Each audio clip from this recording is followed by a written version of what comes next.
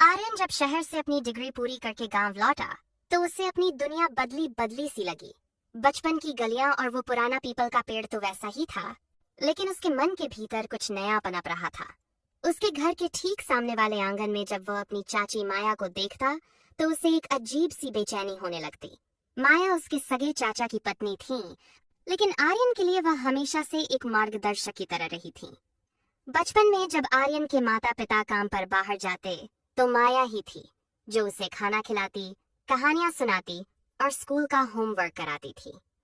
जैसे जैसे दिन बीतते गए, आर्यन का समय चाची के घर पर ज्यादा कटने लगा।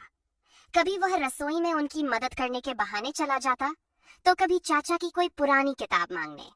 उसे माया का बात करने का लहजा, उनके हाथों की बनी चाय की खुशबू और उनकी सादगी बहुत आकर्षित करने लगी थी। उसे लगने लगा कि शायद यही वह प्यार है जिसके बारे में उसने उपन्यासों में पढ़ा था। वह अक्सर घंटों अपनी खिड़की से उन्हें आंगन में काम करते हुए देखता रहता और सोचता कि काश वह शहर ना गया होता और हमेशा उनके पास ही रहता। वह अपनी डायरी में भी उन्हीं के बारे में लिखने लगा था और उसकी हर सोच माया के इर्द गिर्द घूमने लगी थी। गांव की शांत रातों में वह अक्सर छत पर टहलते हुए उनके बारे में सोचता और अपनी इन भावनाओं को सही ठहराने की कोशिश करता।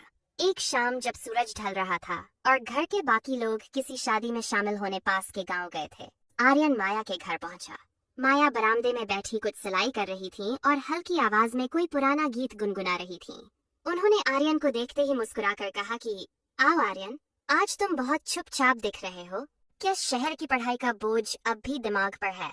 आर्यन उनकी बगल में बैठ गया, लेकिन उसकी धड़कनें इतनी तेज थीं कि उसे लगा शायद माया उन्हें सुन लेंगी। उसने बिना सोचे समझे उनके हाथ पर अपना हाथ रखा और बहुत ही धीमी और कांपती आवाज में कह दिया कि चाची, मुझे लगता है कि मैं आपके प्यार में पाट गया हूँ।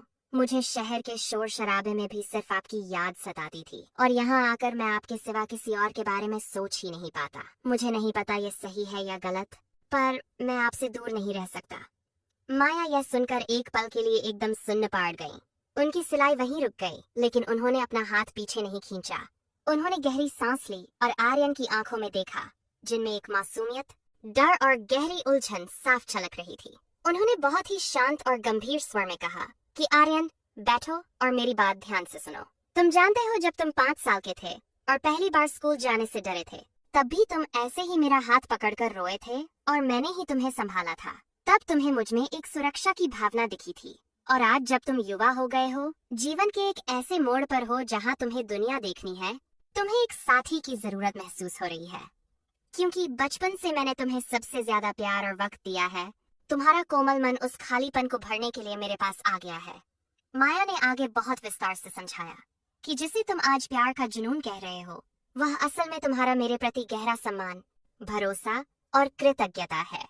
उन्होंने उसे एहसास दिलाया कि जीवन में रिश्तों की अपनी अपनी जगह होती है और अगर आज हम भावनाओं में बहकर मर्यादा लांघ देंगे, तो कल को जब तुम्हारा सामना सच्चाई से होगा, तुम खुद को कभी माफ नहीं कर पाओगे। वह जो एक पवित्र रिश्ता हमारे बीच है, वह हमेशा के लिए टूट जाएगा और तुम अपनी नरें भी नहीं मिला पाओगे। आर्यन चुपचाप सुनता रहा। उसे पहली बार अपनी गलती और बचपने का गहराई से एहसास हुआ। उसे समझ आया कि उसने एक माँ जैसी ममता और निस्वार्थ सुरक्षा को गलत नाम दे दिया था।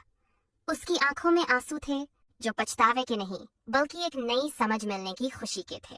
उसने माया के पैर छुए और वादा किया कि वह अपनी इन भावनाओं को सही दिशा देगा।